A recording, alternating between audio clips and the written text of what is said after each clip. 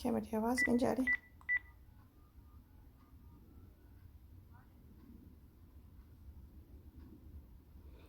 اعوذ باللہ السمیع العلیم من الشیطان الرجیم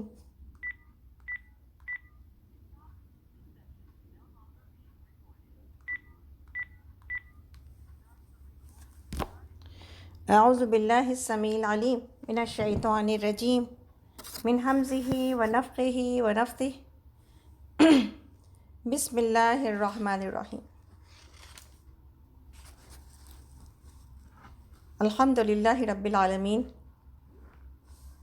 الرحمن الرحیم مالک یوم الدین ایاک نعبد و ایاک نستعین اہدنا الصراط المستقیم اہدنا الصراط المستقیم صراط الذین انعمت علیہم غیر المغضوب علیہم ولا الضالین آمین۔ اللہ کی حمد و ثنا کے ساتھ سبحان اللہ و بحمدہ عدد خلقہ و رداء نفسہ و زینت عرشہ و مداد کلماتہ۔ سبحان اللہ و بحمدہ عدد خلقہ و رداء نفسہ و زینت عرشہ و مداد کلماتہ۔ سبحان اللہ و بحمدہ عدد خلقہ و رداء نفسہ و زینت عرشہ و مداد کلماتہ۔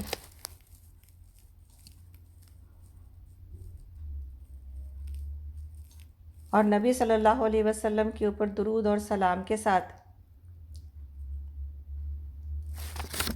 اللہم صلی علی محمد وعلی آل محمد کما صلیت علی ابراہیم وعلی آل ابراہیم انک حمید مجید۔ اللہم بارک علی محمد وعلی آل محمد کما بارکت علی ابراہیم وعلی آل ابراہیم انک حمید مجید۔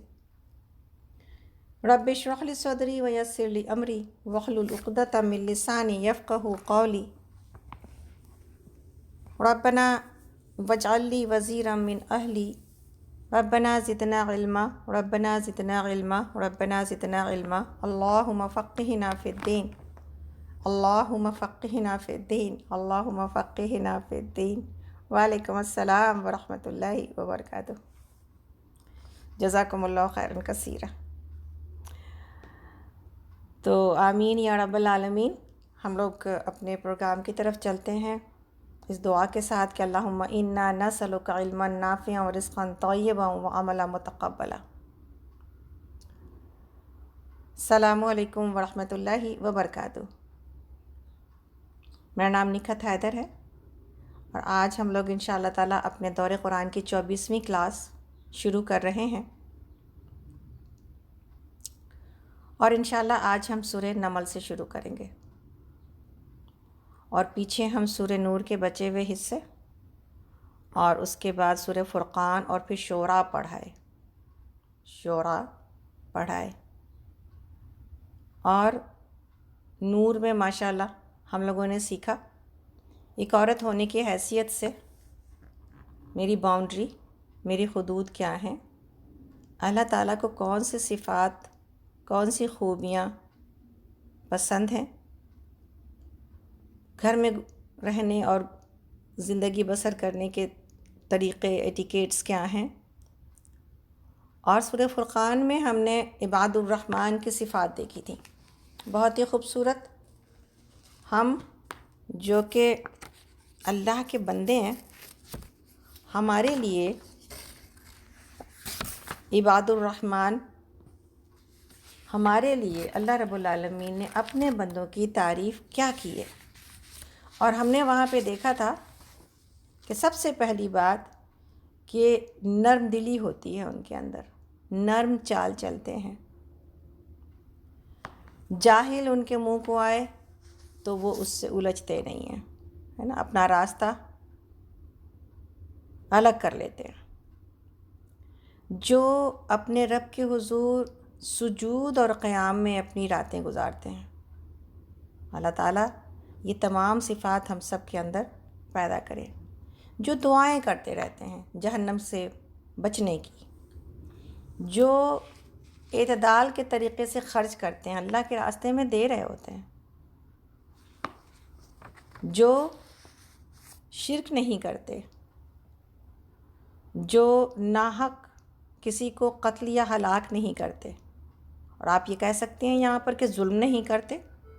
دونوں ظلم ہیں، نہ تو اللہ کے اوپر کیا جائے شرک کر کے، اور نہ ہی کسی جان کے اوپر کیا جائے اس کے ساتھ زیادتی کر کے۔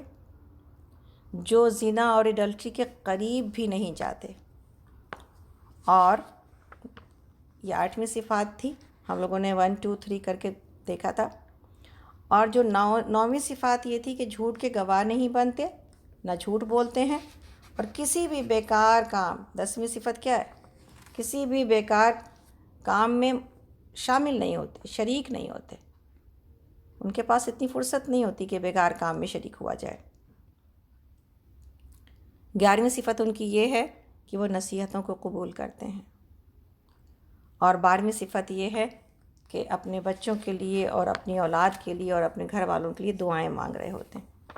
تو یہ سب کچھ الحمدللہ ہم لوگوں نے پڑھا، اور یہ صفات اپنے اندر پیدا کرنے کی اور بڑھاتے رہنے کی انشاءاللہ کوشش کرتے رہیں گے انشاءاللہ۔ عباد الرحمن کی صفات ایسی نہیں ہیں کہ سورہ فرقان پڑھنے کے وقت میں ہم نے دیکھا اور پھر ہم گزر گئے اور پھر ہم بھول گئے، بلکہ یہ وہ صفات ہیں جو سالوں بھر میری نظر کے سامنے ہونے چاہیے۔ سورہ شعراء میں ہم نے یہ دیکھا کہ اللہ رب العالمین نے کس طرح پچھلی قوموں کے جب انہوں نے اپنے انبیاء کو ٹھکرایا اور انبیاء کی تعلیمات کو ٹھکرایا، دونوں چیزیں ہیں نا، نبی موجود ہو تو نبی کو ٹھکرانا اور تعلیمات کو ٹھکرانا، اور نبی چلا جائے، جیسے کہ ہم سب اب ہمارے پاس نبی نہیں ہے تو نبی کی تعلیمات کو ٹھکرانا کیسا ہے؟ گویا کہ نبی کو ٹھکرانا۔ تو حدیث کی جو اہمیت ہے، امت اگر اس کو بھول جائے، حدیث کے اوپر عمل کرنے کے لیے 100 بہانے ڈھونڈے، اور وہ یہ کہنے لگ جائے کہ بس اللہ کا کلام اور قرآن ہی ہمارے لیے کافی ہے، یا بعض صحیح حدیثوں کے مقابلے اپنی خواہشات یا اپنے کسی پیر کی، کسی امام کی بات کو لے کے آئے، تو پھر یہ ساری باتیں کیا ہیں؟ نقصان کا سبب ہیں۔ اسی طرح شعراء میں ہم نے یہ دیکھا اللہ رب العالمین نے شاعری کو پسند نہیں کیا ہے، اور یہ شاعری اس وقت تک جب تک کہ اس کے اندر اچھی بات، نصیحت کی باتیں اور بہترین باتیں جو اشعار میں کہی جاتی ہیں، جس میں اللہ کی یاد ہو اور حکمت کی باتیں ہوں، حکمت سے پوری شاعری کو پسند کیا گیا ہے۔ لیکن آپ اور ہم یہ جانتے ہیں کہ ادب کے نام پر، خاص طور پر اردو ادب میں، ظاہر ہے دوسرے ادبوں کا تو اتنا علم نہیں ہے، لیکن اردو ادب میں جو لوگ کہ ادب کو جانتے ہیں اور جن کا واسطہ رہا ہے، ہم نے ماسٹرز کیا اردو میں تو ہم کو اندازہ ہے کہ ادب کے نام پر جو فحش لٹریچر کو فروغ دیا گیا اور پروموٹ کیا گیا، اور فحاشی کو جتنا بڑھایا گیا، آپ اور ہم یعنی لوگوں کے ایسے جو نام مشہور ہیں، ان کے افسانے پڑھ کے ہم اور آپ پریشان ہوتے ہیں کہ کیا ایسا لکھا جا سکتا تھا۔ اسی طرح شاعری میں تو ادب نے جو بے ادب بنایا سبھوں کو، یہ ایک عجیب معاملہ ہے کہ ادب کے نام پر ہر بری بات، غلط بات، فحش بات کو جائز قرار دیا گیا، اور ان لوگوں کو بڑا ادیب اور بڑے تمغے ملے جنہوں نے جتنی جسارت کی، نعوذ باللہ من ذالک۔ تو آپ اور ہم یہ دیکھیں کہ یہ جو اللہ رب العالمین نے یہیں پر سے اس کو روک دیا ہے، یعنی ہمارے دین کی ایک بہت بڑی خوبی کیا ہے؟ بہت بڑی خوبی یہ ہے کہ وہ شاخوں کو نہیں کاٹتا، برانچز نہیں کٹ کرتا، بلکہ جو روٹ ہے نا، روٹ کاز جو ہوتا ہے وہاں سے ہی ختم کر دیتا ہے چیزوں کو۔ جب یہ کہا گیا کہ زنا نہ کرو، وہیں پر یہ کہا گیا کہ زنا کے قریب بھی نہ جاؤ، ہے نا۔ تو جو روٹ، جو چیزیں کہ زنا تک پہنچا دیتی ہیں، نعوذ باللہ، جو چیزیں انسان کو برائی اور فحاشی تک پہنچا دیتی ہیں، یا جس کے اندر ایسی ترنگ موجود ہے کہ اس میں جانے والا نیک انسان بھی ترنگ میں آ جاتا ہے، اور پھر وہ ترنگوں میں ایسی ایسی بات کرتا ہے، یا ادب کے معیار کو چھونے کے لیے وہ ایسی ایسی حرکتیں کرتا ہے تاکہ وہ ایک بڑا ادیب کہلائے، تو یہ ساری چیزیں اس کی اجازت نہیں ہے۔ اللہ تعالیٰ ان تمام لوگوں کو معاف کرے جو مسلمان ہونے کے باوجود جنہوں نے ایسی ایسی باتیں کہی ہیں، اور بالکل ایک کہا جائے کہ بعض جگہوں پر تو عقیدے کا ہی انکار ہے۔ تو یہ جو ادب میں بے ادبی سکھائی جاتی ہے، اللہ تعالیٰ ہم سب کو بچائے، اور اللہ تعالیٰ ہمیں بہترین اور پاکیزہ ادب اور پاکیزہ شاعری کی طرف لے کے جائے جو دلوں کو گرما دیتی ہے، ایمان کے اعتبار سے دلوں کو بھر دیتی ہے، حکمت کے اعتبار سے، اور جو اس کی لطافت اور شیرینی انسان کو خوش کر دیتی ہے۔ تو زبان کے اندر اللہ رب العالمین نے بڑی کاریگری رکھی ہے، زبان شیریں ملک گیری۔ تو اللہ تعالیٰ ہمیں اس سے بچائے۔ تو انشاءاللہ تعالیٰ ہمیں امید ہے کہ یہ ساری باتیں ہم سب سمجھ گئے۔ الحمدللہ آج ہم لوگ پارہ نمبر 19 میں ہیں اور سورہ نمل ہم شروع کر رہے ہیں۔ النمل جو کہ سورہ کا نام ہے۔ نمل کے معنی چوٹی ہیں، اور چوٹی کا ذکر آیا ہے اس میں، تو اس لیے اس سورہ کا نام نمل رکھا گیا ہے۔ اور اس کے بارے میں ہے کہ یہ مکی سورہ ہے، اور اس میں یہ بتایا جا رہا ہے کہ قرآن سے صرف وہی لوگ فائدہ اٹھا سکتے ہیں جو اس حقیقت کو یقین کر لیں، اس حقیقت کو قبول کر لیں جو اس کتاب میں اللہ کے کلام میں موجود ہے۔ تو کلام کا فائدہ کلام کے اوپر یقین سے ہوگا، اس لیے اس بات کو سمجھایا جا رہا ہے، اور اس کے لیے بار بار مثالیں دی گئی ہیں کس طرح پچھلے وقتوں میں جن لوگوں نے ٹھکرایا ان کا انجام کیا ہوا، اور جن لوگوں نے اس کو قبول کیا جو اللہ کے بندے تھے ان کو اللہ کے ہاں کیا، نہ صرف یہ کہ اللہ کے پاس ان کو درجات ملے، بلکہ دنیا میں بھی اللہ رب العالمین نے ان کو بہترین دنیا سے نوازا۔ اور اتنی بہترین اور اتنی عظیم اور بڑی دنیا ملنے کے باوجود، اور ایسی زبردست حکومت ملنے کے باوجود، وہ اللہ کی بندگی سے ذرا نہ ہٹے اور دنیا ان کا کچھ نہ بگاڑ سکی۔ تو الحمدللہ رب العالمین، ہماری چھوٹی سی دنیا اگر ہمیں بگاڑ دیتی ہے تو پھر قصور کس کا ہے؟ قصور میرا اپنا ہے کہ دل کے اندر ایمان اس درجے موجود نہیں ہے، اور اللہ کی کتاب کے اوپر اس درجے یقین موجود نہیں ہے۔ تو انشاءاللہ تعالیٰ سورہ نمل کو شروع کرتے ہیں۔ اس میں کہ رکوع 7 ہیں اور آیات 93 ہیں۔ اعوذ باللہ من الشیطان الرجیم، بسم اللہ الرحمن الرحیم۔ طاسین تلک آیات القرآن و کتاب مبین ہدی و بشریٰ للمؤمنین۔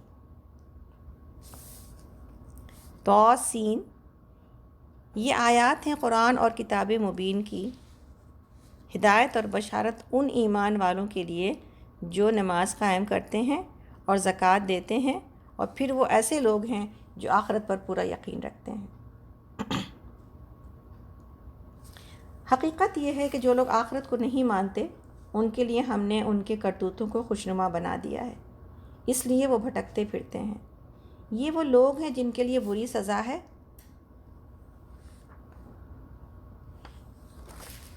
اور آخرت میں سب سے زیادہ خسارے میں رہنے والے لوگ ہیں۔ اور اے محمد صلی اللہ علیہ وسلم، آپ یہ قرآن ایک حکیم اور علیم ہستی کی طرف سے پا رہے ہیں۔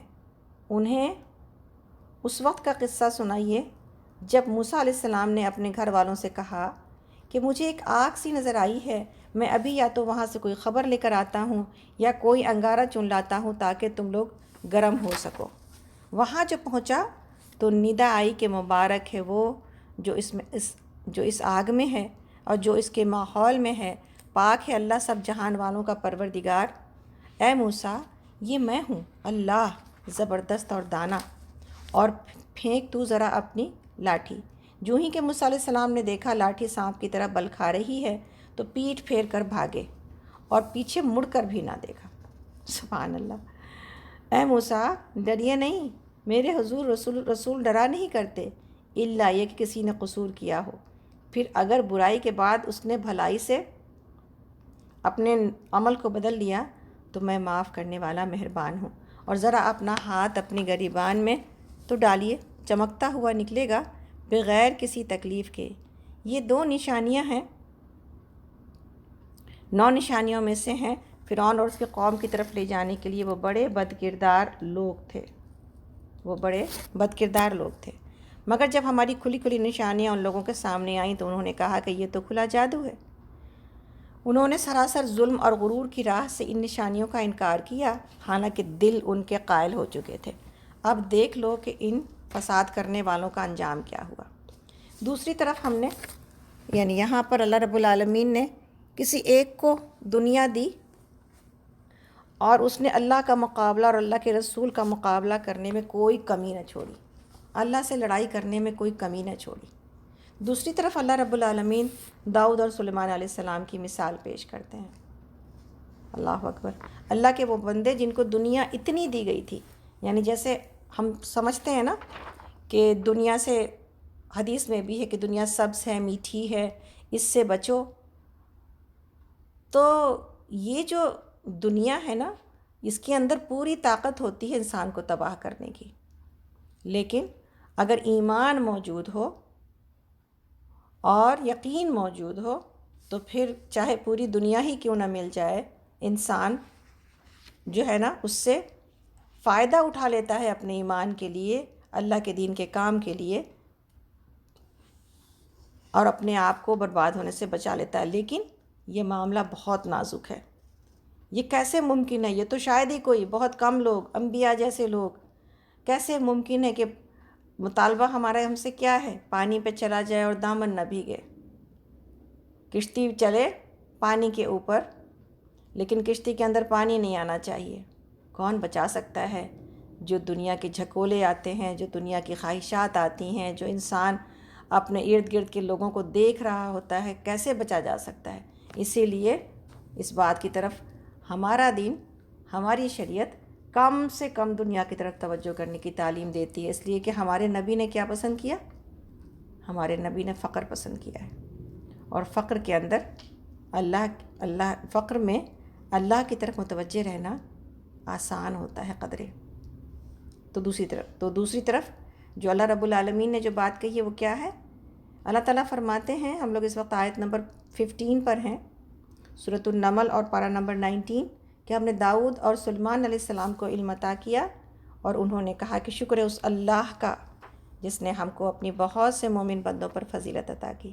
اور داؤد علیہ السلام کا وارث سلیمان علیہ السلام ہوئے، اور انہوں نے کہا کہ لوگوں، ہمیں پرندوں کی بولیاں سکھائی گئی ہیں اور ہمیں ہر طرح کی چیزیں دی گئی ہیں، بے شک یہ اللہ کا بہت بڑا کرم ہے۔ سلیمان علیہ السلام کے لیے جن اور انسانوں پر پرندوں کے لشکر جمع کیے گئے تھے اور وہ پورے ضبط میں رکھے جاتے تھے، یعنی پورا کنٹرول حاصل تھا۔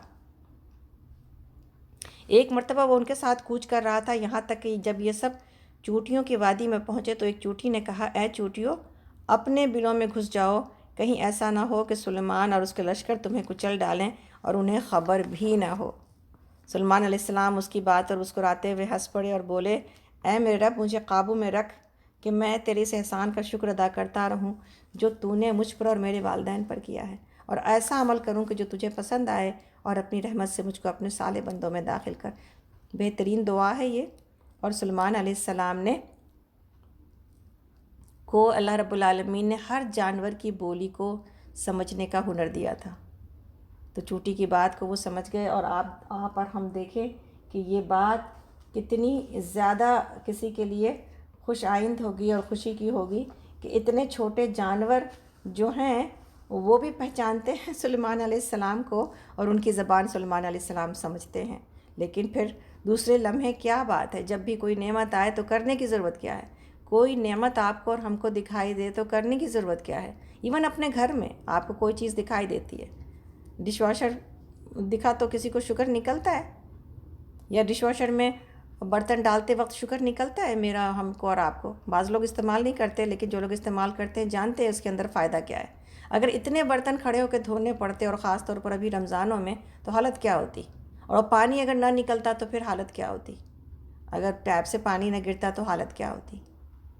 تو یہ ساری نعمتیں جو اللہ رب العالمین نے ہمیں اور آپ کو دی ہیں، اس کے بعد کیا کہنے کی ضرورت ہے؟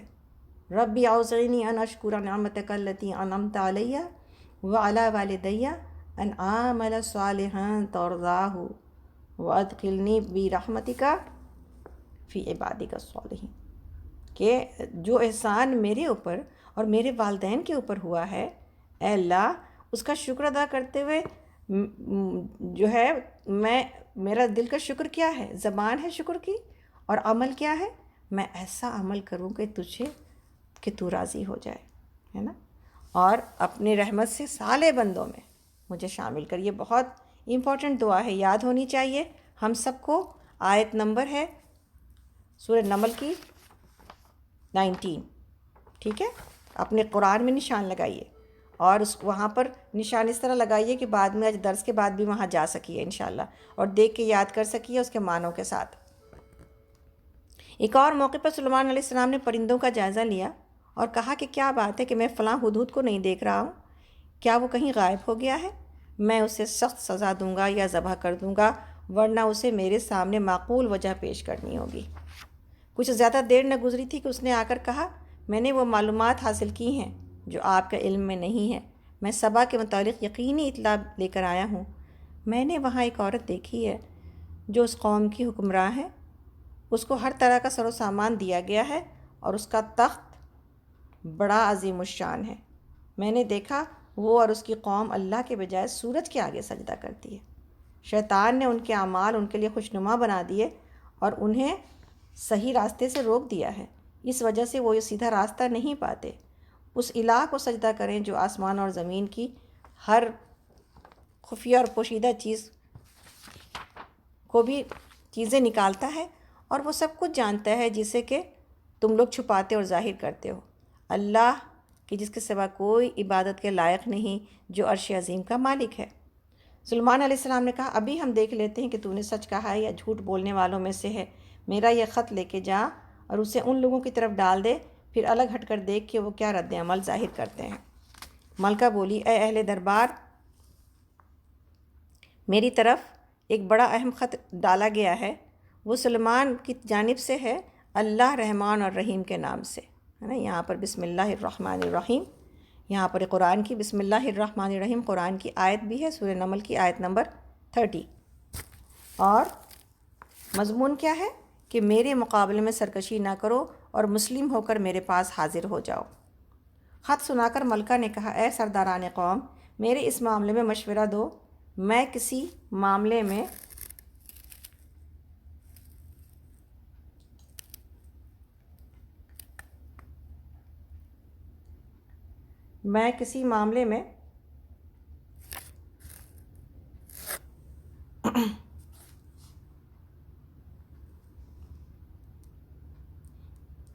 کسی معاملے کا فیصلہ تمہارے بغیر نہیں کرتی ہوں۔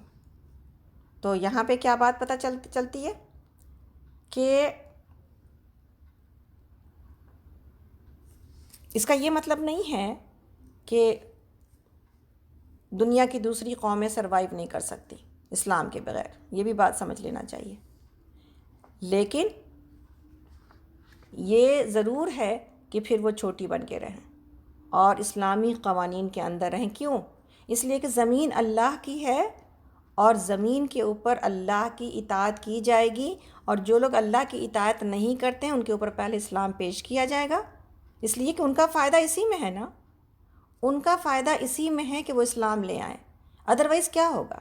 اس زندگی میں نقصان ہو جائے گا ان کا، دنیا میں کتنی بھی فراوانی کسی کو ملی ہوئی ہو، اگر وہ اللہ کے اوپر ایمان نہیں رکھتا، اس کے سارے موت کے ساتھ ساری چیزیں یہیں رہ جائیں گی اور وہ اللہ کے پاس حاضر ہو جائے گا۔ اس لیے سب سے پہلا جو فائدہ ہے کسی انسان کا، اس سے اس کو محروم نہیں رکھا جائے گا، اس پر اسلام پیش کیا جائے گا، اور اگر وہ اسلام میں آتا ہے تو ٹھیک ہے، لیکن کوئی زبردستی نہیں ہے کہ اسلام قبول ہی کرے، لیکن یہ ضرور ہے کہ پھر وہ اللہ کی زمین پر اللہ کے قانون کے نیچے رہے تاکہ انسان اور دنیا سکون پا سکے۔ ادروائز جب لوگوں کے قانون نافذ ہو جاتے ہیں دنیا کے اوپر تو کیا ہوتا ہے؟ ظلم اور زیادتی، اور اس کے بعد اس کو سنبھالنا مشکل ہو جاتا ہے۔ تو یہاں پر ملکہ نے کہا کہ یہ خط تو آیا ہے لیکن میں تمہارے بغیر کوئی فیصلہ نہیں کرتی۔ انہوں نے جواب دیا، ہم طاقتور اور لڑنے والے لوگ ہیں، آگے فیصلہ آپ کے ہاتھ میں ہے، آپ خود دیکھ لیں کہ آپ کو کیا حکم دینا ہے۔ ملکہ نے کہا کہ بادشاہ جب کسی ملک میں گھس آتے ہیں تو اسے خراب اور اس کی عزت والوں کو ذلیل کر دیتے ہیں، یہی کچھ وہ کیا کرتے ہیں۔ میں ان لوگوں کی طرف ایک تحفہ بھیجتی ہوں، پھر دیکھتی ہوں کہ میرا جو ایمبیسڈر ہے، جو ایلچی ہے، اس کو وہ کیا جواب لے کر پلٹتا ہے۔ تو جب وہ ملکہ کا سفیر سلیمان علیہ السلام کے پاس پہنچا تو اس نے کہا، کیا تم لوگ مال سے میری مدد کرنا چاہتے ہو؟ جو کچھ اللہ نے مجھے دے رکھا ہے وہ اس سے بہت زیادہ ہے جو تمہیں دیا ہے۔ تمہارا ہدیہ اور تمہارا گفٹ تم ہی کو مبارک ہو رہے۔ اے سفیر، واپس جاؤ اپنے بھیجنے والوں کی طرف۔ ہم ان پر ایسے لشکر لے کر آئیں گے جن کا مقابلہ وہ نہ کر سکیں گے، اور ہم انہیں ایسی ذلت کے ساتھ وہاں سے نکالیں گے کہ وہ ذلیل ہو کر رہ جائیں گے۔ سلیمان علیہ السلام نے کہا، اے اہل دربار، تم میں سے کون اس کا تخت میرے پاس لاتا ہے اس سے پہلے کہ وہ لوگ مطیع ہو کر میرے پاس حاضر ہوں؟ جنوں میں سے ایک قوی ہیکل نے، یعنی ایک بڑے جن نے کہا کہ میں اسے حاضر کر دوں گا اس سے پہلے کہ آپ اپنی جگہ سے اٹھیں۔ میں اس کی طاقت رکھتا ہوں اور امانت دار ہوں۔ جس شخص کے پاس کتاب کا علم تھا وہ بولا، میں آپ کے پلک جھپکنے سے پہلے اسے لائے دیتا ہوں۔ جو ہی کہ سلیمان علیہ السلام نے وہ تخت اپنے پاس رکھا ہوا دیکھا، وہ پکار اٹھا، یہ میرے رب کا فضل ہے تاکہ وہ مجھے آزمائے کہ میں شکر کرتا ہوں یا کافر نعمت بن جاتا ہوں، اور جو کوئی شکر کرتا ہے اس کا شکر اس کے اپنے ہی لیے مفید ہے، ورنہ کوئی ناشکری کرے تو میرا رب بے نیاز اور اپنی ذات میں آپ بزرگ ہے۔ یعنی سلیمان علیہ السلام کے زمانے میں آپ دیکھیں کہ کس قدر ٹیکنالوجی اپنے ہائی اس کے اوپر تھی، کہ ایسا علم تھا اس کے پاس، کسی جو ہے علم والے کے پاس، کہ جس نے پلک جھپکنے کے اندر اس جو ہے تخت کو، ملکہ سبا کے تخت کو اور حاضر کر دیا تھا، اور اس کے تھرون کو۔ تو آپ یہ دیکھیں کہ یہ آج کے دور میں ٹیکنالوجی والے سارا سہرا اپنے سر لگاتے ہیں کہ بھئی ہمیں سائنسدانوں نے یہ دیا، یہ دیا، یہ دیا، اور سلیمان علیہ السلام کے پاس یہ سب کچھ موجود تھا۔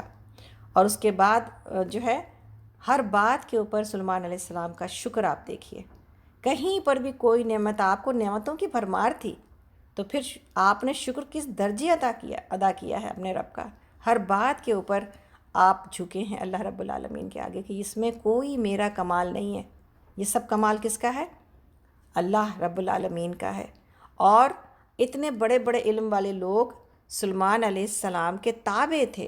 کسی کو ذرا سا کچھ مل جاتا ہے، پھر وہ رسی اپنے گردن سے توڑا کے بھاگنا شروع کر دیتا ہے۔ ذرا سی کوئی چیز، کوئی دنیا کی نعمت مل گئی، انسان کہتا ہے میں ان کی بات کیوں مانوں، میں ان کی بات کیوں مانوں، میں ان کی بات کیوں مانوں۔ بڑوں کی بڑائی ختم کر دی جاتی ہے، چھوٹے بڑے بن جاتے ہیں، اور عزت اور ادب اور باتوں کا ماننا، اطاعت کرنا، یہ سب کچھ طاق پہ رکھ دیا جاتا ہے۔ یہاں پر آپ دیکھیں اتنے بڑے بڑے لوگ ہیں، لیکن سب سلیمان علیہ السلام کے ایک حکم کے منتظر ہیں، آپ مجھے حکم دیجئے تو میں وہ کروں۔ تو سلیمان علیہ السلام نے کیا کہا؟ آیت نمبر 41 میں ہے، سلیمان علیہ السلام نے کہا کہ انجان طریقے سے اس کا تخت اس کے سامنے رکھ دو، یعنی اس کو پتہ نہ چلے، دیکھیں وہ صحیح بات تک پہنچتی ہے یا ان لوگوں میں سے ہے جو راہ راست نہیں پاتے۔ ملکہ جب حاضر ہوئی تو اس سے کہا گیا کہ تیرا تخت ایسا ہی ہے؟ وہ کہنے لگی یہ تو گویا وہی ہے، ہم تو پہلے ہی جان گئے تھے، ہم نے سر اطاعت جھکا دیا، یعنی ہم مسلمان ہو گئے۔ اس کو ایمان لانے سے جس چیز نے روک رکھا تھا وہ ان معبودوں کی عبادت تھی جنہیں وہ اللہ کے سوا پوجتی تھی، کیونکہ وہ ایک کافر قوم سے تھی۔ اس سے کہا گیا کہ محل میں داخل ہو۔ اس نے جو دیکھا تو سمجھی کہ پانی کا حوض ہے، اور اترنے کے لیے اس نے اپنے پائنچے اٹھا لیے۔ سلیمان علیہ السلام نے کہا یہ شیشے کا چکنا فرش ہے، اور اس پر وہ پکار اٹھی کہ اے میرے رب، آج تک میں اپنے نفس پر بڑا ظلم کرتی رہی، اور اب میں نے سلیمان علیہ السلام کے ساتھ اللہ رب العالمین کی اطاعت قبول کر لی۔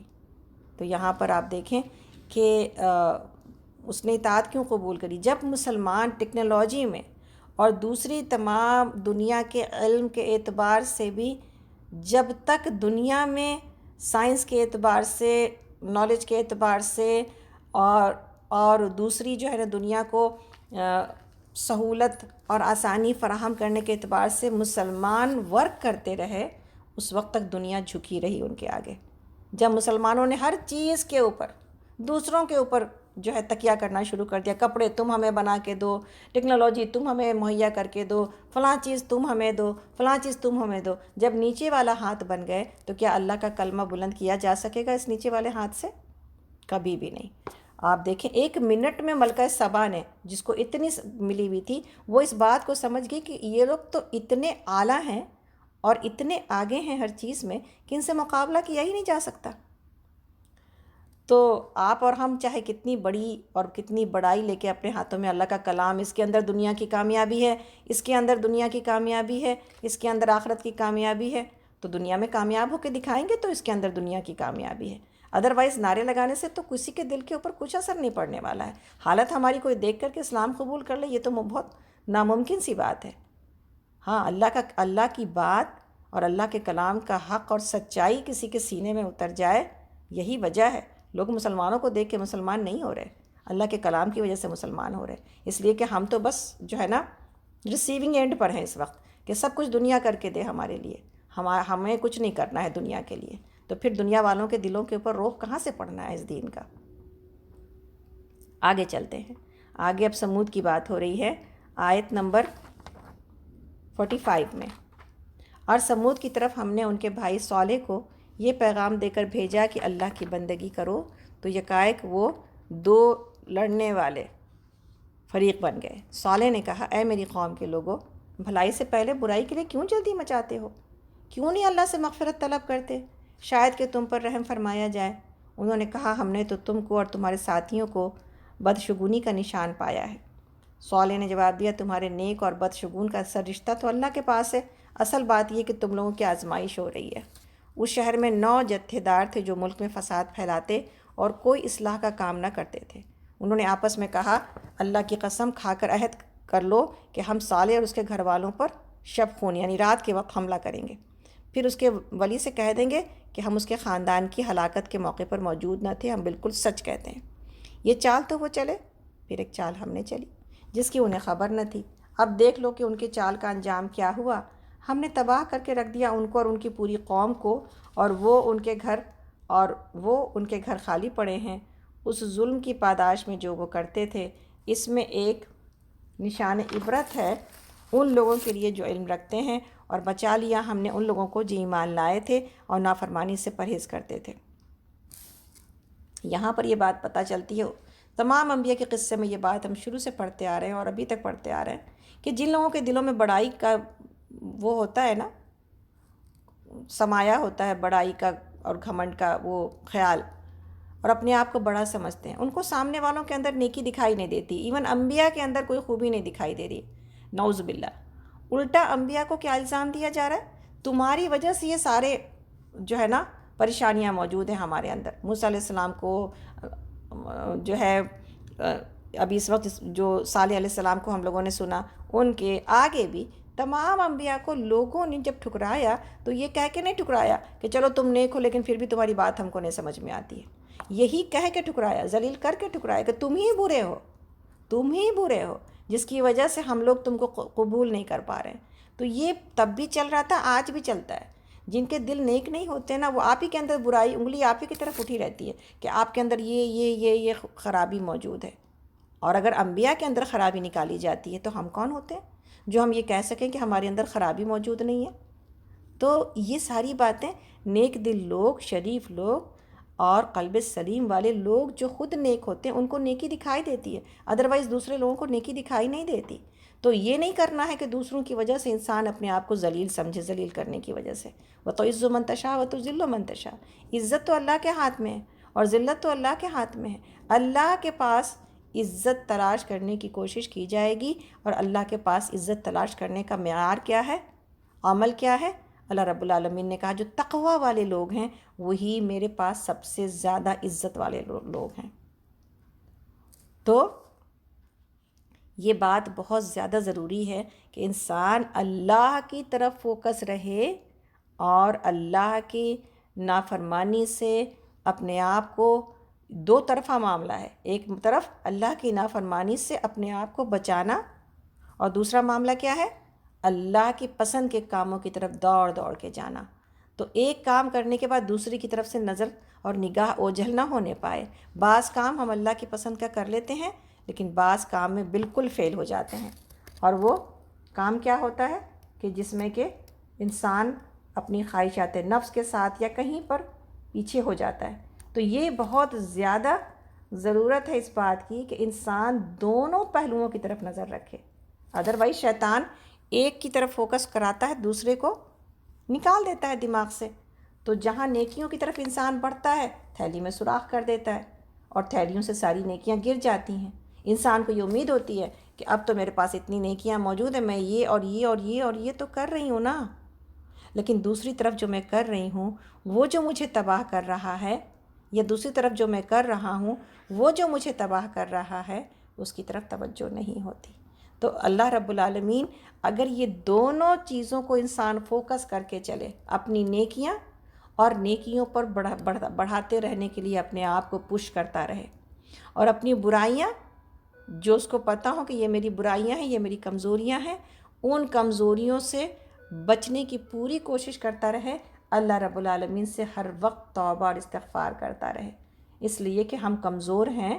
اور اگر ہم دنیا کا سب سے بہترین اور نیکوکار انسان بھی ہوگا نا، وہ یہ دعویٰ نہیں کر سکتا کہ اس نے کہیں نہ کہیں کوئی نہ کوئی اس سے کوئی غلطی ہو گئی ہے۔ تو یہ بہت ضروری ہے کہ اللہ کے آگے انسان جھکا رہے۔ تو انشاءاللہ تعالیٰ آگے چلتے ہیں۔ آگے اللہ رب العالمین لوط علیہ السلام کے قوم کا واقعہ سنا رہے ہیں، اور وہ کیا ہے؟ جب لوط کو ہم نے بھیجا، یاد کرو وہ وقت جب اس نے اپنی قوم سے کہا، کیا تم آنکھوں دیکھے بدکاری کرتے ہو؟ کیا تمہارا یہی چلن ہے کہ عورتوں کو چھوڑ کر مردوں کے پاس شہوت رانی کے لیے جاتے ہو اور اپنی خواہشات پوری کرنے کے لیے جاتے ہو؟ اصل بات یہ ہے کہ تم لوگ سخت جہالت کا کام کرتے ہو۔ مگر اس کی قوم کا جواب اس کے سوا کچھ نہ تھا کہ انہوں نے کہا، نکال دو لوط کے گھر والوں کو اپنی بستی سے، یہ بڑے پاک باز بنتے ہیں۔ آخر کار ہم نے بچا لیا اس کو اور اس کے گھر والوں کو، سوائے اس کی بیوی کے جس کا پیچھے رہ جانا ہم نے طے کر دیا تھا۔ اور برسائی ان لوگوں پر ایک برسات، بہت ہی بری برسات تھی وہ ان لوگوں کے حق میں جو ڈرائے گئے تھے۔ اے نبی صلی اللہ علیہ وسلم کہہ دیجئے، حمد ہے اللہ کے لیے اور سلام اس کے ان بندوں پر جنہیں اس نے برگزیدہ کیا۔ یہاں پر انبیاء کرام کے سارے واقعات کو بتانے کے ساتھ آپ دیکھیں کون سی ایسی برائی ہے جو اب اس امت میں در نہیں آئی۔ اس امت کے اندر چاہے مسلمان ہوں، اور اگر ہم مسلمان نہیں ہیں تو جو دوسرے لوگ ہیں، مشرکین ہیں یا جو اہل کتاب ہیں یا ہندو ہیں، کوئی بھی ہے، یہ نبی صلی اللہ علیہ وسلم کی امت ہی ہے نا سارے کے سارے، تو اس کو امت ہی کہا جائے گا۔ ہم تو امت اجابہ ہیں، ہم نے قبول کر لیا نبی صلی اللہ علیہ وسلم کی دعوت کو، اور وہ امت دعویٰ ہیں جن کو دعوت دی جائے گی نبی صلی اللہ علیہ وسلم کی رسالت کی اور اس دین کی، تو وہ بھی نبی صلی اللہ علیہ وسلم کی امت ہی ہیں۔ اب اس امت کے اندر کون سی برائی؟ شعیب علیہ السلام کی لے لیں، لوط علیہ السلام کی لے لیں، کون سی برائی ہے جو آ نہیں گئی؟ صالح کی لے لیں، تو ساری کی ساری برائیاں پائی جاتی ہیں اس امت کے اندر۔ اللہ رب العالمین ہم سب کو معاف کرے، اس لیے کہ دنیا اپنی خوبیوں میں خوب تر ہے اور خرابیوں میں بھی خوب تر ہے۔ تو وہ ساری برائیاں جو کبھی کبھی کسی ایک قوم میں پائی جاتی تھی، اب یہ اپنے اختتام کی طرف جاتے ہوئے، اپنے جو ہے نا دنیا اپنے ختم ہونے کی طرف اور قیامت کی طرف جاتے ہوئے تمام برائیوں کے ساتھ بھی سجی ہوئی ہے اور تمام خوبیوں کے ساتھ بھی سجی ہوئی ہے۔ اب میرے اوپر اور آپ کے اوپر ہے کہ اس برائی سے، یعنی ہم اس سجی ہوئی برائی کی طرف اٹریکٹ ہو جاتے ہیں، یا ہم جو فائدے اس دنیا کے خوبی سے اس وقت اٹھا سکتے ہیں اس فائدے کی طرف ہم۔ ٹیکنالوجی کا فائدہ دیکھیں، اس وقت دور بیٹھے کہاں کہاں کے لوگ سن رہے ہیں اس پروگرام کو، تو فائدہ موجود ہے نا۔ چاہے تو اس سے کوئی انسان اللہ کی طرف پلٹ آئے، اور پھر اسی میں سے کوئی چاہے تو شیطان کی ساری شیطانی حرکتیں اور ساری کی ساری گندگی یہاں سے حاصل کر سکتا ہے۔ تو اللہ رب العالمین نے کسی بھی علم کو جب دنیا میں اتارا ہے، اس کے اندر دونوں خوبی اور خرابی دونوں موجود ہوتے ہیں۔ تو کوئی چیز اپنی ذات میں خراب نہیں ہوتی، اس کا استعمال خراب کر دیا جاتا ہے، اور استعمال کرنے والے ہم انسان ہی ہوتے ہیں۔ اگر اس کو خوبی کے لیے استعمال کیا جائے گا تو اس سے بہتر کوئی چیز نہیں ہے کہ اس وقت دنیا میں اللہ کے دین کا پیغام پہنچانے کے لیے کون یہ کہہ سکتا ہے کہ میں گھر بیٹھے یہ کام نہیں کر سکتی، ہے نا؟ کون یہ کہہ سکتا ہے؟ اللہ کے آگے ہاتھ اٹھا سکیں گے ہمارا؟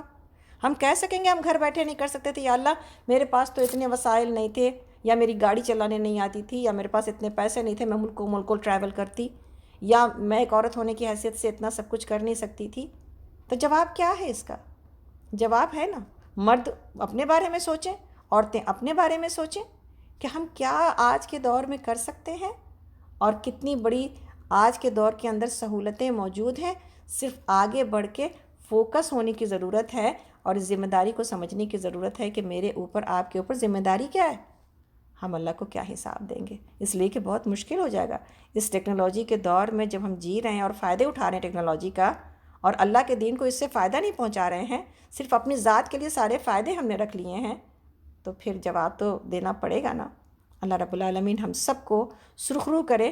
کوئی کام بڑا نہیں، اور کوئی کرنے والا بھی، بڑے سے بڑا کام کرنے والا بھی یہ نہیں کہہ سکتا کہ وہ اللہ کے جواب دہی سے بچ جائے گا، لیکن کچھ چھوٹی کوشش، ٹوٹی پھوٹی کوششیں اللہ کو راضی کرنے کے لیے، وہ تو بہت بڑا قدردان ہے، ٹوٹی پھوٹی کو بھی قبول کر لیتا ہے اگر بندہ اس سمت چلے، چاہے گرتے پڑتے ہی چلے۔ اللہ رب العالمین کا دامن بڑا وسیع ہے، اور اس کی محبت بڑی زبردست ہے، وہ تو اپنے گناہ گار بندوں کو بھی سمیٹ لیتی ہے۔ تو انشاءاللہ تعالیٰ آگے چلتے ہیں۔ اللہ رب العالمین فرماتے ہیں، ہم لوگ اس وقت آیت نمبر 60 پر ہیں، سورۃ النمل، اور الحمدللہ کے پارہ نمبر 20 شروع ہو رہا ہے۔ اللہ بہتر ہے یا وہ معبود جنہیں یہ لوگ اس کا شریک بنا رہے ہیں؟ بھلا وہ کون ہے جس نے آسمانوں اور زمین کو پیدا کیا اور تمہارے لیے آسمان سے پانی برسایا اور پھر اس کے ذریعے سے وہ خوشنما باغ اگائے جن کے درختوں کا اگانا تمہارے بس میں نہ تھا؟ کیا اللہ کے ساتھ کوئی دوسرا الہ بھی ہے ان کاموں میں شریک؟ نہیں، بلکہ وہ لوگ راہ راست سے ہٹ کر چلے جا رہے ہیں۔ اللہ اکبر! انسان کیا کرتا ہے؟ ہم اور آپ کیا کرتے ہیں؟ ایک بیج ہی تو ڈالتے ہیں نا۔ کوئی کسان کیا کرتا ہے؟ بیج ڈالتا ہے، اور دنیا کو کتنا کھانا فراہم ہو رہا ہے، کتنے پھل فراہم ہو رہے ہیں، کیا کیا چیز اس بیج کے اندر سے نہیں نکل کے آ رہی۔ آج دنیا کی کھانے پینے کی فراوانیوں کو دیکھ کے انسان دنگ ہو جاتا ہے اللہ کی اس برکت کے اوپر کہ اللہ رب العالمین نے انسان کو کچھ عقل دیا ہے، اور اللہ رب العالمین ان تمام جو ہے نا عقل کو فروغ دینے کے لیے اور اس کو آگے بڑھانے کے لیے اس کی مدد کر رہے ہیں۔ تو بیچ میں کیا پایا جاتا ہے؟ بیچ میں کچھ بھی نہیں ہے۔ اگر اللہ اس کو نہ بڑھائے تو بس ہم اور آپ بیج ڈال کے بیٹھ جائیں اور کچھ بھی نہ نکلے۔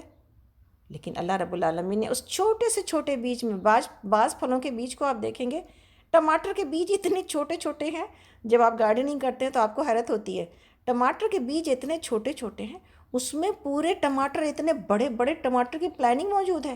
اتنے بڑے انسان، ہم لوگوں کے جیسے اپنے سائز کے ٹماٹر کے درخت ہوتے ہیں، یہاں پر انسان کے سائز کے ہوتے ہیں، کھاد ڈالیے تو پھر اتنی بڑی پلاننگ اس پتلی سی بیج کے اندر موجود ہے۔ انسان سوچتا ہے اللہ اکبر، اس میں سے کیا نکلنا ہے؟ لیکن کون ذات ہے جو اس کی پوشیدہ چیزوں کو نکال رہا ہے؟ چھپی ہوئی ساری پلاننگ اس کے اندر موجود ہے، اور پھر وہ اپنے اور بیج والے اور لوگوں کا اور علماء کا یہ کہنا ہے اور ریسرچرز کا یہ کہنا ہے کہ اللہ رب العالمین نے جس بیج کے اندر جتنی صلاحیت ڈالی ہے نا، وہ اپنی پوری کوشش کر کے وہاں تک پہنچ جاتا ہے، اپنے پورے کمال تک۔ ایک درخت کی بیج کے اندر جتنی پوٹینشیل موجود ہے نا، وہ اپنے کمال کو پہنچتا ہے، سوائے انسان کے۔ ہم تو اپنی کمزوریوں کا روتے رہتے ہیں، اور ہم کہتے ہیں ہم یہ کیسے کر سکیں گے، ہم یہ کیسے کر سکیں گے، ہم یہ کیسے کر سکیں گے، اس لیے کہ ہمارے پاس ہمیں جو بیج ڈالا گیا ہے نا، اس میں ہماری کوششوں کا دخل موجود ہے۔ اسی وجہ سے جنت اور دوزخ ہے۔ اگر سب کام اللہ ہی نے کرنا تھا تو پھر جنت اور دوزخ بنانے کی ضرورت نہیں تھی۔ تو میری اور آپ کی کوشش اور اسٹرگل سے یہ بیج، اس بیج کے اندر جو پوٹینشیل موجود ہے، یہ نکھر کے تبھی سامنے آئے گا، ادروائز تو کوئی نہیں کہہ سکتا ہے کہ کس کے پاس کیا کمال ہے۔ اور یہ جو کمال ہے یہ لوگوں کے اندر موجود نہیں ہے، یہ ہم میں سے ہر ایک کے اندر موجود ہے۔ کوئی اس کمال کو محنت کر کے، جستجو کر کے، اوپر سے مٹی ہٹا کر، مانج کر کہیں پر اپنے آپ کو پہنچا دیتا ہے، اور کوئی مٹی ڈال کے اور مٹی چڑھا کے اور مٹی چڑھا کے سوتا رہتا ہے۔ تو یہ کمال انسانوں کا سے بڑھ کے اللہ رب العالمین کا ہے، لیکن جب انسان اس کے اوپر محنت اور مشقت کرتا ہے تو پھر یہ کمال اپنے رب کا دیکھ رہا ہوتا ہے۔ تو میرے اور آپ کے لیے کیا ہے؟ سب سے پہلے اس بات کو سمجھنا ہے کہ میرے اندر سارا کمال موجود ہے، کسی دوسرے کے پاس موجود ہے تو کیا کمال ہے؟ کوئی کمال نہیں ہے، اصل تو اللہ کا کمال ہے، جس نے کہ یہ سب کچھ ہمارے اندر یہ کمال ڈال دیا ہے۔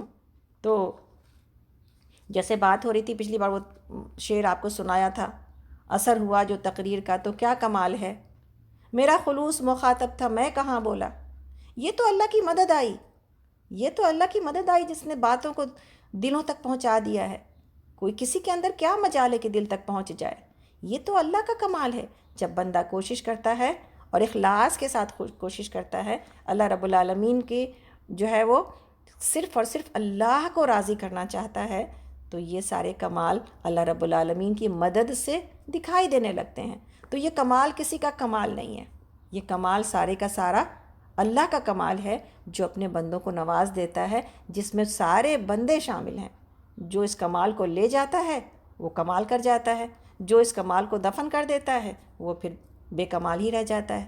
تو یہ ہے اصل بات جس کو سمجھنے کی ضرورت ہے ہم کو اور آپ کو، اور اللہ سے مانگتے رہنے کی ضرورت ہے کہ اللہ تعالیٰ ہمیں جو کمال ہمارے اندر اللہ نے ڈالا ہے نا، وہ کمال اللہ رب العالمین اس کے اوپر اس کو نکھارنے کی توفیق بھی عطا کرے، ہم نکھر جائیں، ہم اپنی تمام وہ پوٹینشیل جو ہمارے اندر موجود ہے اس کو ہم اس دنیا میں، اس لیے کہ آخرت میں تو ضرورت ہی نہیں ہے نا اس کی، آخرت میں تو اس کی ضرورت ہی نہیں ہے، ضرورت تو دنیا میں ہے کہ ہم وہ محنت کر جائیں جو اس دنیا میں مطلوب ہے۔ ایک بار آنکھ بند ہوئی ساری محنت ختم، اب کچھ نہیں پوچھا جائے گا آپ سے، اور ہم سے نہیں بولا جائے گا کہ اب اللہ کے لیے یہ کرو یہ کرو، یہ راضی کرنے کے لیے نمازیں پڑھو، اپنے لباس کا خیال رکھو، یہ راتوں کو اٹھو، روزہ رکھو، عبادت کرو، لوگوں کی مدد کرو، اللہ کے دین کی مدد کرو، یہ سب کچھ نہیں پوچھا جائے گا ہم سے۔ تب آنکھ بند ہوتے ہی کتاب بند، ختم ہو گیا معاملہ۔ اب جو بھی تم نے کیا اور جتنی بھی تم نے کوشش کی اور جو تم نے جہاں پر جتنی کی اس کا اجر موجود ہے، 10 گنا موجود ہے، اور جتنے کو دفن کیا وہ وہیں پر دفن ہے، اس کا فائدہ تم کو نہ مل سکا، حالانکہ فائدہ اندر میں موجود تھا، بیج موجود تھی۔ تو اللہ تعالیٰ سے دعا کرتے ہیں کہ اللہ رب العالمین ہمیں اس بیج کو پانی اور صحیح دھوپ اور صحیح مٹی فراہم کرنے والا بنا دے۔ اور صحبت صالح کیا کرتا ہے آپ کے لیے؟ قرآن کی مجالس کیا کرتی ہیں میرے لیے اور آپ کے لیے؟ یہی ہوا، پانی، مٹی فراہم کرتی ہیں تاکہ اندر کا بیج کیا کر لے؟ ایکٹیو ہو جائے اور عمل کرنا شروع کر دے۔ تو آگے چلتے ہیں، آگے ہم لوگ اس وقت آیت نمبر 61 پر ہے۔ اور وہ کون ہے جس نے زمین کو جائے قرار بنایا اور اس کے اندر دریا رواں کیے اور اس میں پہاڑوں کی میخیں گاڑ دیں اور پانی کے 2 ذخیروں کے درمیان پردے حائل کر دیے؟ کیا اللہ کے ساتھ کوئی اور الہ بھی ان کاموں میں شریک ہے؟ نہیں، بلکہ ان میں سے اکثر لوگ نادان ہیں۔ سورہ نمل پڑھ رہے ہیں ہم لوگ، اور اس وقت آیت نمبر 62 پر ہیں، پارہ نمبر 20 ہے۔ خوبصورت آیت جس کو کہ نشان لگائیے اور ہمیشہ یاد رکھیے۔ من یجیب المضطر اذا دعاہ ویکشف السوء ویجعلکم خلفاء الارض۔ کون ہے جو بے قرار کی دعا سنتا ہے؟ بے قرار تو ہو کے دیکھیں ایک بار، اس کے بعد دیکھیے وہ دعا سنتا ہے کہ نہیں سنتا ہے۔ کون ہے جو بے قرار کی دعا سنتا ہے جب کہ وہ اسے پکارے؟ اور کون اس کی تکلیف کو دور کرتا ہے؟ اور کون ہے جو تمہیں زمین کا خلیفہ بناتا ہے؟ کیا اللہ کے ساتھ کوئی اور الہ بھی یہ کام کرنے والے ہیں؟ تم لوگ کم ہی سوچتے ہو۔ اتنی خوبصورت یہ تسلی ہے میرے لیے اور آپ کے لیے، کہ یہ تسلی ہے کہ تم دنیا میں اکیلے نہیں ہو۔ اگر کہیں پر تکلیف آئے گی تو میں ہوں نا تمہارے لیے، میں ہوں نا۔ کون ہے؟ ایک بار بے قرار ہو کے اللہ کو ویسے پکار کے تو دیکھو، یہ تم کو یہ بے قراری تمہاری 7ویں عرش پر پہنچ جائے گی۔ دوری کتنی ہے اللہ سے ہماری؟ 4,500 سال کی دوری ہے اگر ہم سفر کرتے رہیں، اتنا دور ہے اللہ کا عرش، لیکن سنتا ایسی جلدی ہے بے قرار کی دعا کہ بس ابھی ادھر کسی نے دل سے پکارا اور اللہ کو کا جواب دل سے آیا۔ تو یہ جو پکار کو سننے والی ذات ہے، مضطر کی دعا کے بارے میں اللہ اکبر، نبی صلی اللہ علیہ وسلم فرماتے ہیں، ایک شخص نے نبی صلی اللہ علیہ وسلم سے پوچھا کہ یا رسول اللہ، آپ کس چیز کی طرف ہمیں بلا رہے ہیں؟ آپ نے فرمایا اللہ کی طرف جو اکیلا ہے، جس کا کوئی شریک نہیں، جو اس وقت تیرے کام آتا ہے جب تو کسی بھنور میں پھنسا ہوا ہو، ہے نا؟ وہی ہے کہ جب تو جنگلوں میں راستہ بھول کر اسے پکارے تو وہ تیری رہنمائی کر دے، تیرا کوئی کھو گیا ہو تو اس سے مانگے تو وہ اسے تجھ کو ملا دے، قحط سالی ہو گئی ہو اور تو اس سے دعائیں کرے تو وہ موسلا دھار بارش تجھ پر برسا دے۔ اس شخص نے کہا یا رسول اللہ، مجھے کچھ نصیحت کیجیے۔ آپ نے فرمایا کسی کو برا نہ کہہ، نیکی کے کسی کام کو ہلکا اور بے وقت نہ سمجھ، خواہ اپنے مسلمان بھائی سے خندہ پیشانی کے ساتھ مسکراتے ہوئے ملنا ہی کیوں نہ ہو، اپنے ڈول میں سے کسی پیاسے کو ایک گھونٹ پانی کا دینا ہی ہو، اور اپنے ازار کو یعنی جو اپنی پینٹ ہے اس کو ٹخنوں سے اوپر رکھ، اور اس کو ٹخنے سے نیچے نہ لٹکاؤ، اس لیے کہ یہ فخر اور غرور ہے جسے اللہ ناپسند کرتا ہے۔ تو یہ جو ہے نا ساری کی ساری باتیں کہ کس پر ایمان لانا ہے، ایمان لانے سے فائدہ کیا ہوتا ہے؟ انسان اس رسی کو پکڑ لیتا ہے جو کبھی اس کے ہاتھ سے پھر چھوٹتی نہیں۔ ایک اتنا بڑا سہارا دنیا میں کوئی میرے کام آئے یا نہ آئے، اللہ رب العالمین میرے کام بنا دیتے ہیں، تو اس کو چھوڑ کے کسی اور طرف انسان جائے اور اس کے بعد اس بات کو نہ سمجھے کہ اصل جو رب ہے میرا، جس کے لیے مجھ کو پیدا کیا گیا، وما خلقت الجن والانس الا لیعبدون، کہ میں نے پیدا نہیں کیا انسانوں کو، صرف اسی کام کے لیے پیدا کیا گیا ہے، اور وہ کام کیا ہے؟ میری عبادت کریں۔ اب دنیا میں یہی کام کر کے گزر جانا، آخرت میں اپنی عیش کرنی ہے۔ آخرت عیش کے لیے بنی ہے، دنیا اطاعت کے لیے بنی ہے، آخرت عیش کے لیے بنی ہے۔ دنیا میں عیش جو کرے گا وہ آخرت میں نہیں حاصل کر پائے گا عیش۔ تو دنیا عیش کوش، مومن عیش کوش نہیں ہوتا، مومن محنت کر رہا ہوتا ہے، مشقت کر رہا ہوتا ہے، اسٹرگل کر رہا ہوتا ہے۔ اور اس دعا کے بارے میں بہت ایک بہترین روایت موجود ہے جس کو کہ ہم ہر سال سناتے ہیں ابھی بھی، تاکہ دعا کے اوپر میرا اور آپ کا ایمان دوبارہ سے پختہ ہو جائے اور اللہ کی ذات کے اوپر یقین بڑھ جائے۔ وہ کون سا ہے کہ ایک شخص جنہوں نے بتایا کہ میں ان کا یہ واقعہ ملتا ہے، کہتے ہیں کہ میں خچر پر لوگوں کو، یعنی سیریا میں کہیں پر ہوتے تھے تو دمشق سے زیدانی لے جایا کرتا تھا، ان علاقوں کا نام تھا، اسی کرائے پر میری زندگی گزر بسر ہوتی تھی۔ ایک دفعہ ایک شخص نے خچر مجھ سے کرائے پر لیا۔ آپ کو خچر پتہ ہے نا، جو گھوڑے کی شکل کا جو ہوتا ہے، چھوٹا، یہ گدھا۔ میں نے اسے سوار کیا اور چلا ایک جگہ جہاں 2 راستے تھے۔ جب وہاں پہنچے تو اس نے کہا اس راہ پر چلو۔ میں نے کہا کہ میں تو اس سے واقف نہیں ہوں، میں تو اس کو جانتا نہیں ہوں، سیدھی راہ تو یہی ہے۔ اس نے کہا نہیں، میں پوری طرح جانتا ہوں، یہ بہت نزدیک کا راستہ ہے۔ میں اس کے کہنے پر اسی راستے پر چلا۔ تھوڑی دیر کے بعد میں نے دیکھا کہ ایک بیابان اور لقدق بیابان میں ہم لوگ پہنچ گئے، جہاں کوئی راستہ دکھائی نہیں دے رہا، نہایت خطرناک جنگل ہے، ہر طرف لاشیں پڑی ہوئی ہیں۔ میں تو ڈر گیا۔ وہ مجھ سے کہنے لگا ذرا لگام تھام لو، مجھے یہاں اترنا ہے۔ میں نے لگام تھام لی، وہ اترا اور تہمت اونچا کر کے، کپڑے ٹھیک کر کے، چھری نکال کر مجھ پر حملہ کر دیا۔ میں وہاں سے سرپٹ بھاگا، لیکن اس نے میرا پیچھا کیا اور مجھے پکڑ لیا۔ تو میں اسے قسمیں دینے لگا، لیکن اس نے خیال بھی نہ کیا۔ میں نے کہا اچھا، یہ گدھا اور یہ کل سامان جو میرے پاس ہے تم لے لو اور مجھے چھوڑ دو۔ اس نے کہا یہ تو میرا ہو ہی چکا، لیکن میں تو تجھے زندہ نہیں چھوڑنا چاہتا۔ میں نے اسے اللہ کا خوف دلایا، آخرت کے عذابوں کا ذکر کیا، لیکن اس چیز نے بھی اس پر کوئی اثر نہ کیا اور وہ میرے قتل پر تلا رہا۔ اب میں مایوس ہو گیا اور مرنے کے لیے تیار ہو گیا۔ اس سے بمینت التجا کی کہ مجھے 2 رکعت نماز ادا کر لینے دو۔ اس نے کہا اچھا جلدی پڑھ لے۔ میں نے نماز شروع کی، لیکن اللہ کی قسم میری زبان سے قرآن کا ایک حرف نہیں نکلتا تھا۔ خوف جب آدمی کو موت کا ایسا ہو جائے تو پھر کیا حالت ہوتی ہے۔ یوں ہی ہاتھ باندھے دہشت زدہ کھڑا ہوا تھا اور وہ جلدی مچا رہا تھا۔ اسی وقت اتفاق سے یہ آیت میری زبان پر آ گئی۔ کون سی آیت؟ یہی آیت۔ کیا تھی آیت؟ کہ امن یجیب المضطر اذا دعاہ ویکشف السوء ویجعلکم الخلفاء الارض۔ تو اتفاق سے یہ آیت، اس کو یاد رہا قرآن، اور پھر یہاں پر یہی آیت یاد آ گئی، یعنی جو وہ اللہ ہے جو بے قراروں کی دعا سنتا ہے۔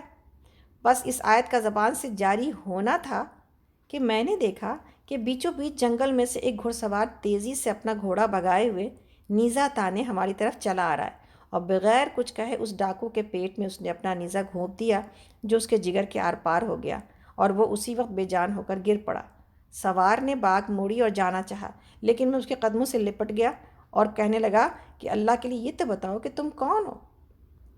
اس نے کہا میں اس کا بھیجا ہوا ہوں جو مجبوروں، بے کسوں اور بے بسوں کی دعا قبول کرتا ہے اور مصیبت میں آفت کو ٹال دیتا ہے۔ میں نے اللہ کا شکر ادا کیا اور وہاں سے اپنا خچر اور مال لے کر صحیح سلامت واپس لوٹا۔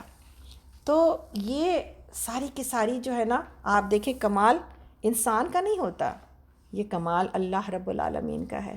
اس کمال پر وہی پہنچ جاتا ہے جو اپنے مالک کے حکم کو مان رہا ہوتا ہے، پھر مالک کا پسندیدہ بندہ بن جاتا ہے، اور جب پسندیدہ بندہ بن جاتا ہے تو خود ہی کو کر بلند اتنا کہ ہر تقدیر سے پہلے خدا بندے سے خود پوچھے بتا تیری رضا کیا ہے، تو جو چاہو وہ انشاءاللہ دنیا میں بھی ملنا شروع ہو جاتا ہے، آخرت میں تو ملے گا ہی ملے گا انشاءاللہ تعالی۔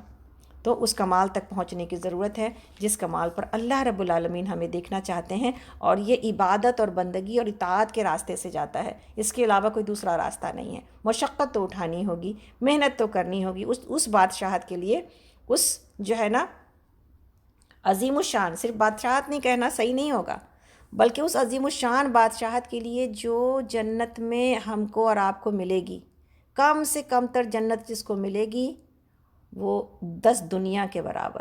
بار بار ہم یہ بات اس لیے کہتے ہیں ہم کو بھی یقین آ جائے اور آپ کو بھی یقین آ جائے، کم سے کم جنت جس کو ملے گی 10 ٹائمز آف دس ورلڈ۔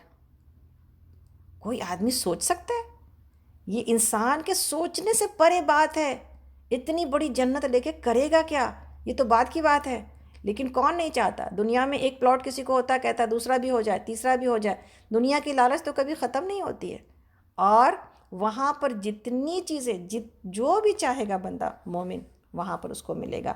تو یہ نہ صرف زمین ہے بلکہ وہ بادشاہت ہے کہ نوکروں کی لائن لگی ہوگی، کھانے پینے کی چیزوں کی لائن لگی ہوگی، اور نہ کھانے پینے سے دل بھرے گا نہ پیٹ بھرے گا، تو ہر مزہ انسان فائدہ اٹھاتا ہی چلا جائے گا، مزہ رکنے والا نہیں ہے۔ نیند بھی نہیں آئے گی وہاں پر کہ تھوڑی سی دیر کو مزے سے انسان منقطع ہو جاتا ہے۔ دنیا کے فائدے سے انسان نیند آتی تو کیا ہوتا ہے؟ فائدہ پڑا ہوتا ہے، کھانے پڑے ہوتے ہیں، گھر پڑا ہوتا ہے، گاڑی رکھی ہوتی ہے، لیکن انسان مدہوش ہو کے سو جاتا ہے، اس لیے کہ وہ ساری چیزیں اس کے لیے بہت بے معنی ہو جاتی ہیں، اس کو صرف ایک بستر چاہیے جہاں پر وہ سو سکے۔ اور محاورتاً یہ کہا جاتا ہے کہ نیند کے اندر اتنی طاقت موجود ہے کہ انسان کو سولی پر بھی آ جاتی ہے، لیکن جنت میں نہیں ہے نیند، جنت میں صرف آرام آرام ہے۔ اور نیند تو اس دنیا کی زندگی کو چاہیے نا، دنیا کے جسم کو چاہیے جو تھک جاتا ہے۔ جنت میں تھکاوٹ ہی نہیں ہونی ہے، جب جنت میں تھکاوٹ ہی نہیں ہونی ہے تو سونے کی ضرورت ہی نہیں ہے، اور اگر سویا نہیں جائے گا تو ہر وقت اپنی سلطنت میں گھوما جائے گا اور مزے کیے جائیں گے انشاءاللہ تعالیٰ۔ اللہ رب العالمین ہم سب کو وہاں تک پہنچائے، آمین۔ اللہ تعالیٰ فرماتے ہیں پھر آگے وہی سوال ہے میرے لیے اور آپ کے لیے کہ وہ کون ہے جو خشکی میں اور سمندر کی تاریکی میں تم کو راستہ دکھاتا ہے، اور کون اپنی رحمت کے آگے ہواؤں کو خوشخبری لے کر بھیجتا ہے۔ یعنی یہ سب جو بلیسنگز جو ہوائیں لے کے آتی ہیں، اور لینڈ کے اوپر یا جو ہے نا اوشن کے اوپر، کون ہے جو اللہ رب العالمین جس کو ہمیں راستہ دکھا رہا ہوتا ہے، اور ہم بچ کے اس کے اوپر سفر بھی کرتے ہیں اور پھر بچ کے چلے بھی آتے ہیں۔ اللہ تعالیٰ کہتے ہیں کیا اللہ کے سوا کوئی دوسرا الہ بھی یہ کام کرتا ہے؟ بہت بالا و برتر ہے اللہ اس شرک سے جو یہ لوگ کر رہے ہیں۔ آیت نمبر 64 پر ہیں ہم لوگ، لیکن آپ لوگ آیت نمبر 62 کو یاد کرنا نہ بھولیے گا، بڑی خوبصورت آیت ہے اللہ کو پکارنے اور یاد کرنے کے اعتبار سے۔ آگے اللہ تعالیٰ کے سوال پر سوال ہیں ہم سے اور آپ سے، وہ کون ہے؟ آیت نمبر 64 میں سورہ نمل پارہ نمبر 20، جو خلق کی ابتدا کرتا ہے، یعنی جس نے اپنے مخلوق کو پیدا کیا ہے، وہ کون ہے؟ اور پھر اس کو دوبارہ بھی پیدا کرنے کی جو ہے نا طاقت اور قوت رکھتا ہے۔ اور کون تم کو آسمان اور زمین سے رزق دیتا ہے؟ کیا اللہ کے سوا کوئی اور الہ بھی ان کاموں میں حصہ دار ہے؟ کہو کہ لاؤ اپنی دلیل اگر تم سچے ہو، ان سے کہو اللہ کے سوا آسمانوں اور زمین میں کوئی غیب کا علم نہیں رکھتا، اور وہ نہیں جانتے کہ وہ کب اٹھائے جائیں گے، اور بلکہ آخرت کا تو علم ان لوگوں سے گم ہو گیا ہے، بلکہ یہ اس کی طرف سے شک میں ہیں، بلکہ یہ اس سے اندھے ہیں۔ یہ منکرین کہتے ہیں کیا جب ہم اور ہمارے باپ دادا مٹی ہو چکے ہوں گے تو ہمیں واقعی قبروں سے نکالا جائے گا؟ یہ خبریں ہم کو بھی بہت دی گئی ہیں، اور پہلے ہمارے آباء و اجداد کو بھی دی جاتی رہی ہیں، مگر یہ بس افسانے ہی افسانے ہیں، یعنی یہ سب کہانیاں ہیں جو اگلے وقتوں سے سنتے چلے آ رہے ہیں۔ کہو ذرا زمین میں چل پھر کر دیکھو کہ مجرموں کا کیا انجام ہو چکا ہے۔ اے نبی صلی اللہ علیہ وسلم ان کے حال پر رنج نہ کیجیے، نہ ان کے چالوں پر دل کو پریشان کیجیے۔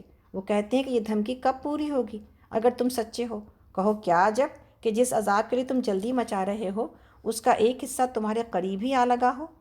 حقیقت یہ ہے کہ تیرا رب لوگوں پر بڑا فضل فرمانے والا ہے، مگر اکثر لوگ شکر نہیں کرتے، اور بلا شبہ تیرا رب خوب جانتا ہے کہ جو کچھ ان کے سینے اپنے اندر چھپائے ہوئے ہیں اور جو کچھ وہ ظاہر کرتے ہیں۔ اور آسمان اور زمین کی کوئی بھی چھپی ہوئی چیز ایسی نہیں جو ایک کتاب میں لکھی ہوئی موجود نہ ہو۔